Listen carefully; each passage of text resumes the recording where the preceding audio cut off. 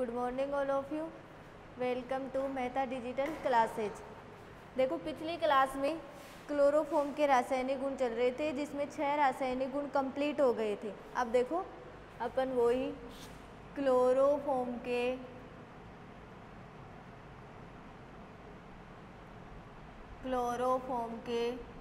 रासायनिक गुण और क्लोरोफॉर्म के रासायनिक गुण में आप कौन सा रासायनिक गुण पढ़ोगे? 7वां रासायनिक गुण। 7वां रासायनिक गुण है कार्बिल एमीन अभिक्रिया। कार्बिल एमीन अभिक्रिया, इसे आइसोसाइनाइड अभिक्रिया भी कहते हैं। आइसोसाइनाइड अभिक्रिया, आइसोसाइनाइड अभिक्रिया भी कहते हैं। देखो कार्बिल एमीन अभिक्रिया क्या होती है? जब क्लोरोफॉर्म की क्रिया क्षार तथा प्राथमिक एमीन के साथ करवाई जाती है तो आपको एल्किल आइसोसाइनाइड प्राप्त होता है। जो आइसोसाइनाइड प्राप्त होगा वो दुर्गंध युक्त पदार्थ होगा, इसलिए इस विधि का उपयोग प्राथमिक एमीन के परीक्षण में किया जाता है। ओके बच्चों, तो देखो ये अभिक्रिया क्या होती है? जब क्लोरोफॉर्म की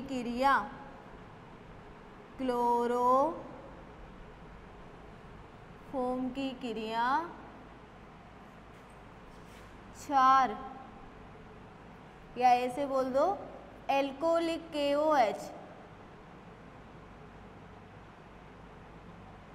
KOH व प्राथमिक एमीन के साथ करवाई जाती है।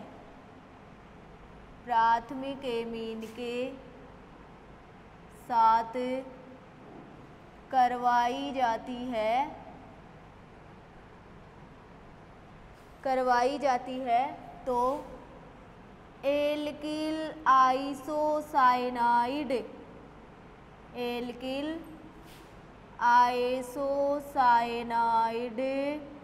प्राप्त होता है। एल्किल आइसोसाइनाइड प्राप्त होता है।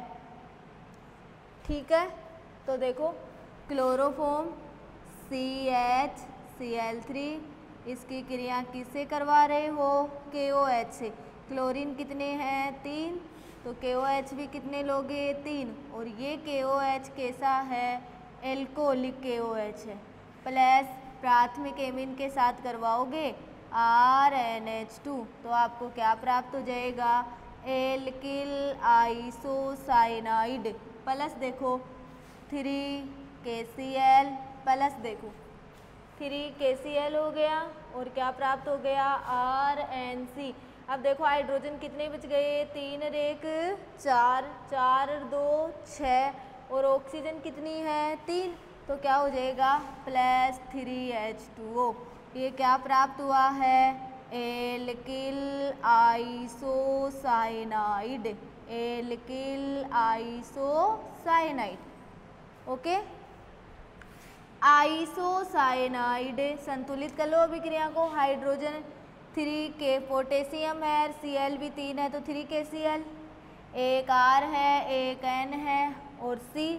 हाइड्रोजन बचे 1 और 3 4, 4 2 6, तो 3H2O।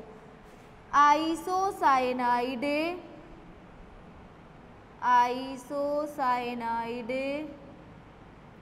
दुर्गंध युक्त होता है। तीखी दुर्गंध युक्त होता है। तीखी दुर्गंध युक्त होता है। अतः इस अभिक्रिया का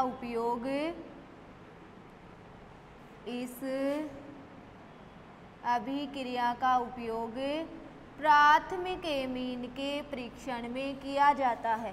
किसमें किया जाता है? प्राथमिक एमीन के परीक्षण में किया जाता है।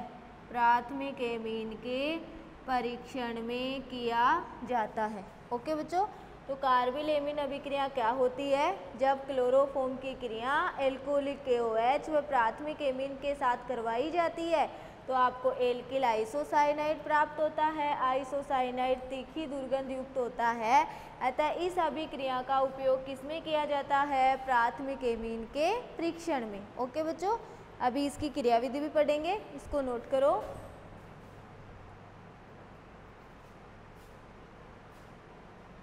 अब देखो,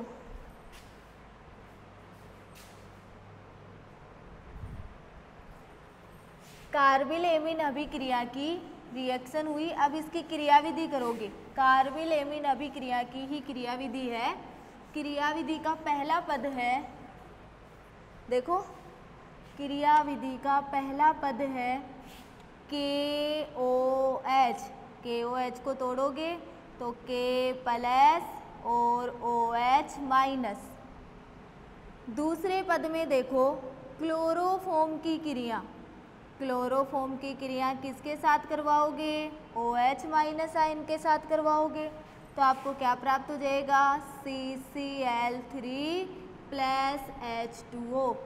इसका नाम है ट्राइक्लोरो कार्बेनाइन आयन। ट्राइक्लोरो कार्बेनाइन। अब देखो तीसरे पद में जो ट्राइक्लोरो कार्बेनाइन प्राप्त हुआ है उसमें से Cl क्या कर दोगे? माइनस कर दोगे। Cl माइनस करोगे तो आपको क्या प्राप्त हो जाएगा? CCl2। इसका नाम है डाइक्लोरोकार्बिन। डाइक्लोरोकार्बिन मुक्त मूलक। डाइक्लोरोकार्बिन मुक्त मूलक। ओके बच्चों, अब देखो चौथे पद में जो आपको डाइक्लोरोकार्बिन मुक्त मूलक प्राप्त हुआ है वो किससे क्रिया करेगा? प्राथमिक एमीन से क्रिया करेगा। प्राथमिक एमीन से क्रिया करेगा तो देखो क्या बनाएगा? RNH और H। N पे क्या लगेगा? प्लस, और CCl और Cl पे क्या है? माइनस। यहाँ पे प्लस और माइनस का मतलब है नाइट्रोजन की संयोजकता कितनी होती है? 3। तो 1 2 3 4, 4 में से 1 गया तो 3। माइनस का मतलब है कार्बन की संयोजकता कितनी होती है? 4। तो 1 2 और 3, तो देखो 3 3 और 1 4। अब देखो इसके आगे तो आपको इसकी क्रिया आप जब KOH के साथ करवाओगे, किसके साथ? KOH की उपस्थिति में करवा दो तो देखो आपको क्या प्राप्त हो जाएगा? RNC यानी एल्किल आइसोसाइनाइड प्लस 2HCl। देखो RNC प्लस 2HCl, ये है कार्बिल एमीन अभिक्रिया की क्रियाविधि। ठीक है, जब KOH को तोड़े तो K plus OH minus. Chloroform की क्रिया किससे करवाई? हाइड्रोक्साइड आयन से। तो क्या प्राप्त हुआ? ट्राइक्लोरोकार्बेनाइन। ट्राइक्लोरोकार्बेनाइन से Cl माइनस किया तो डाइक्लोरोकार्बिन मुक्त मूलक। इसकी क्रिया जब आपने प्राथमिक एमीन से करवाई तो आपको ये प्राप्त हुआ मध्यवर्ती यौगिक, जिसकी क्रिया आपने KOH से करवाई तो क्या प्राप्त हुआ? Alkyl isocyanide. ओके बच्चों, एल्किल आइसोसाइनाइड प्लस 2HCl कहाँ हो गया? बाहर हो गया। ये है कार्बिल एमीन अभिक्रिया की क्रियाविधि। ओके, अब देखो क्लोरोफॉर्म के रासायनिक गुण में 8वां रासायनिक गुण है सिल्वर लवण से। 8वां रासायनिक गुण है सिल्वर लवण से। 8वां रासायनिक गुण है सिल्वर लवण से। सिल्वर लवण से। देखो सिल्वर लवण से क्या होता है?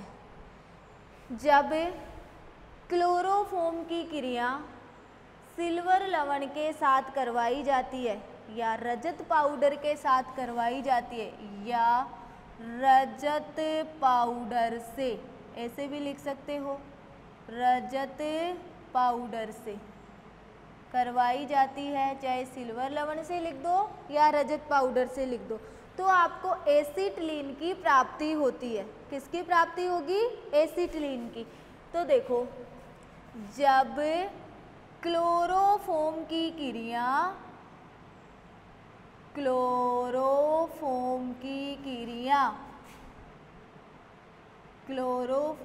क्रिया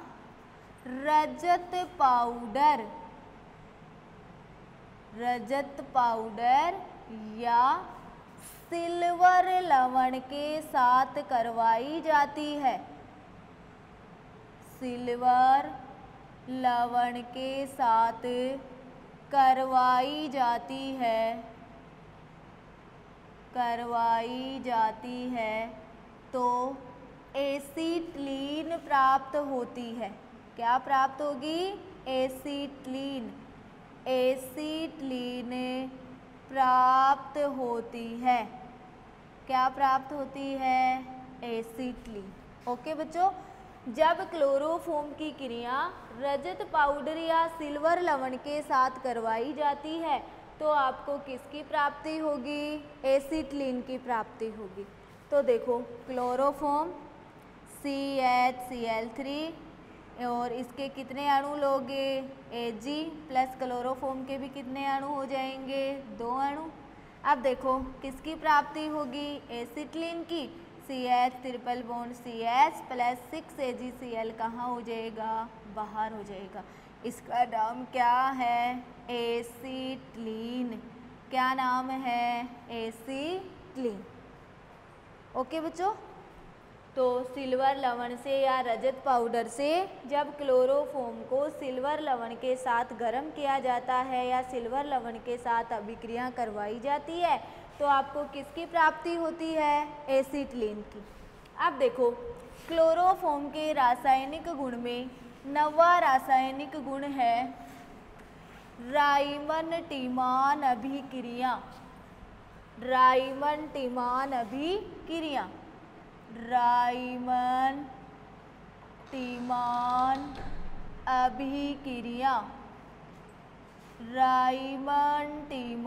अभिक्रिया देखो, राइमन-टिमान अभिक्रिया क्या होती है? जब फिनोल की अभिक्रिया क्लोरोफॉर्म तथा क्षार के साथ करवाई जाती है तो हमें सेल्सिएल्डिहाइड प्राप्त होता है, जिसको क्या कहते हैं? राइमन-टिमान अभिक्रिया। तो देखो, जब क्लोरोफॉर्म की अभिक्रिया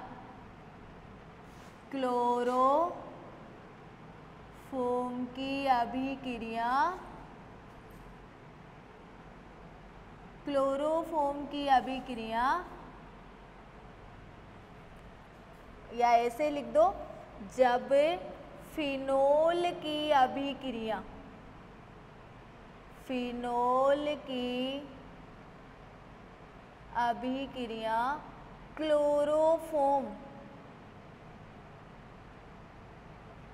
क्लोरोफॉर्म तथा क्षार के साथ करवाई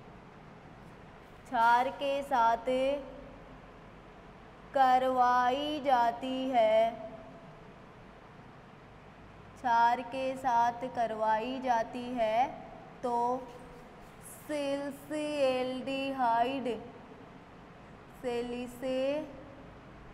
सेल्सिएल्डिहाइड प्राप्त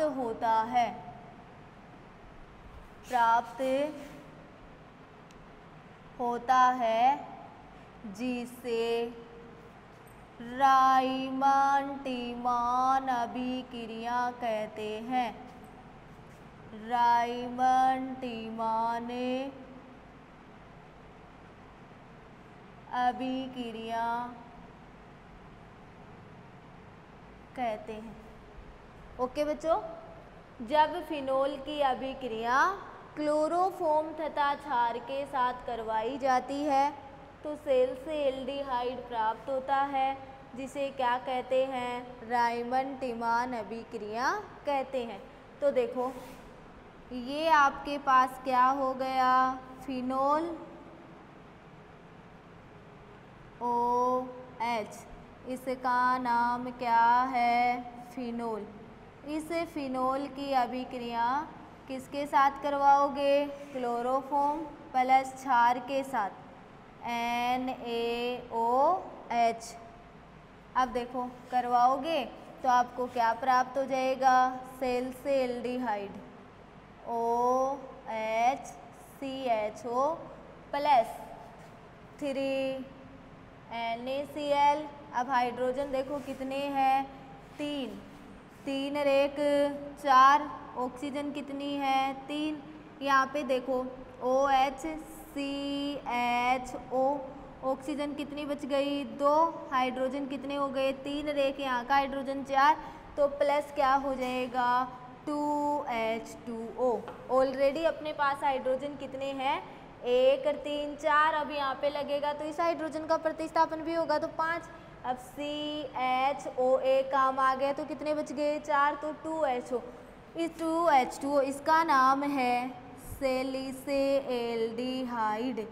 इसका नाम क्या है? सैलिसिल्डिहाइड। ये होती है रायमन-टिमान अभिक्रिया, फार्मिलीकरण अभिक्रिया। इसको फार्मिलीकरण भी कहा जाता है। तो फिनोल की अभिक्रिया क्लोरोफॉर्म तथा 3NaOH के साथ करवाओगे, 3NaCl बाहर निकल जाएगा और CHO ऐड हो जाएगा।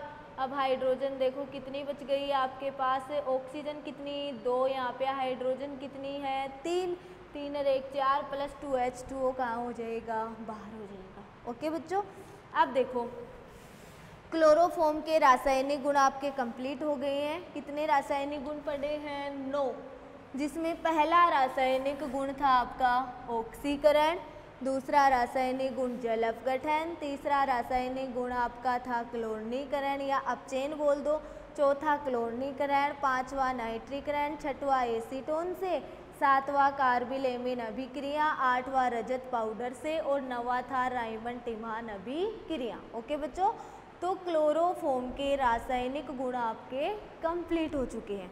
अब देखो क्लोरोफॉर्म के उपयोग, क्लोरोफॉर्म के उपयोग।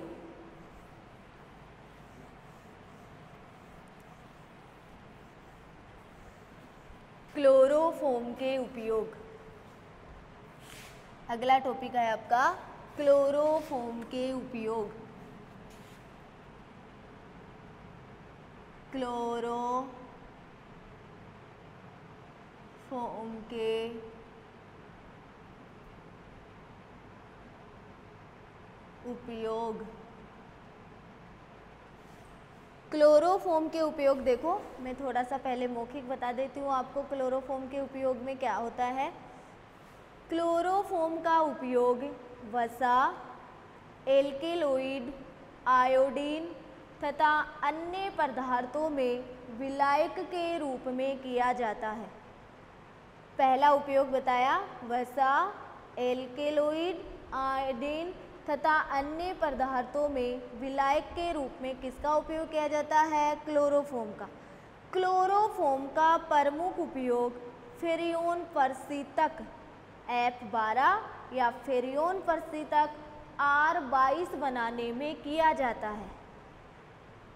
क्लोरोफॉर्म का उपयोग पहले शल्य चिकित्सा में निश्चेतक के रूप में किया जाता था। आजकल इसका स्थान ईथर जैसे कम विषैले तथा अधिक सुरक्षित निश्चेतकों ने ले लिया है। तो पहले इसका उपयोग शल्य चिकित्सा में किया जाता था क्लोरोफॉर्म का उपयोग।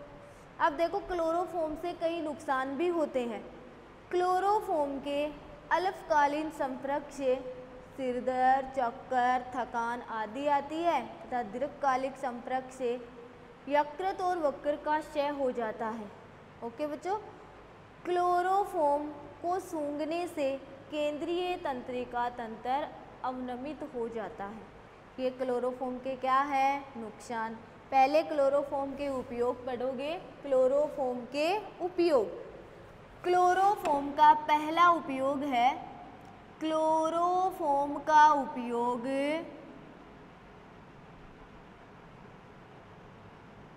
क्लोरोफॉर्म का उपयोग वसा,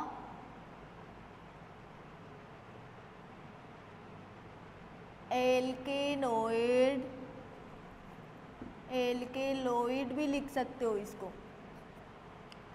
एल्केलोइड, आयोडीन तथा अन्य पदार्थों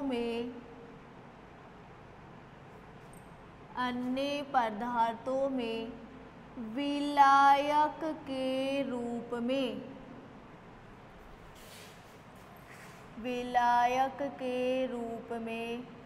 किया जाता है, विलायक के रूप में किया जाता है।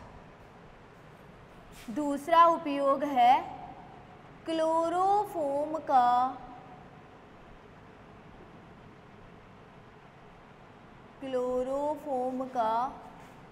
मुख्य उपयोग, क्लोरोफोम का मुख्य उपयोग फेरियोन परशीतक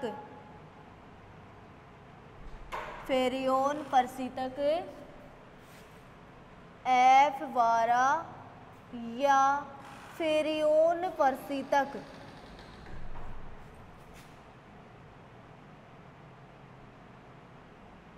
R22 बनाने में किया जाता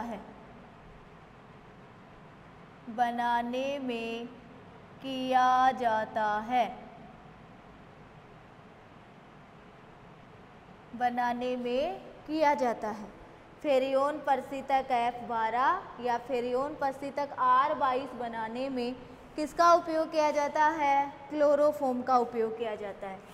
तीसरा उपयोग देखो, क्लोरोफोम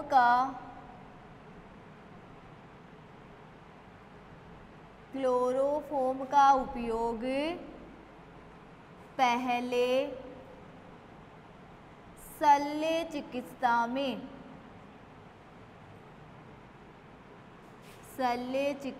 में निश्चेतक के रूप में किया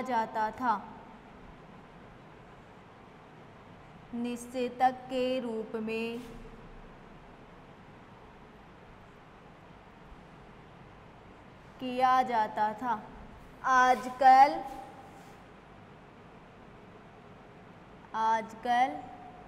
इसका स्थान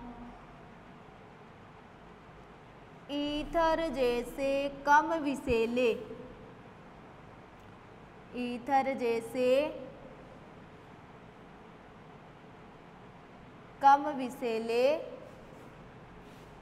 व अधिक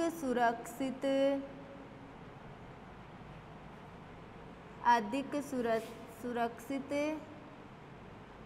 निश्चेतकों ने ले लिया है।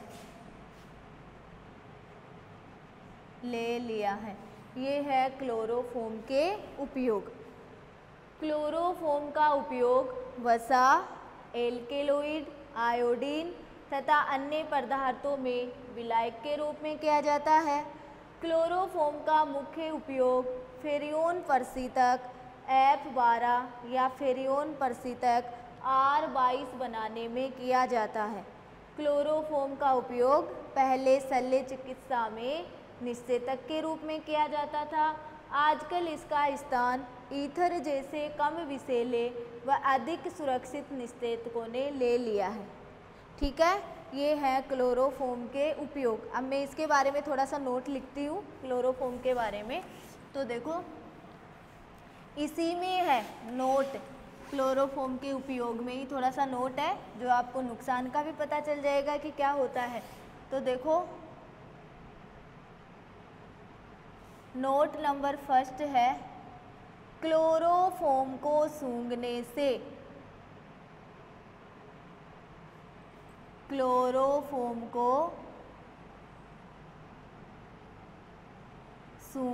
से केंद्रीय तंत्रिका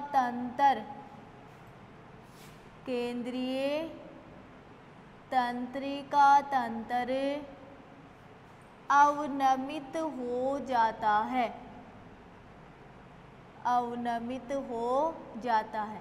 क्लोरोफॉर्म को सूंघने से केंद्रीय तंत्रिका तंत्र क्या हो जाता है?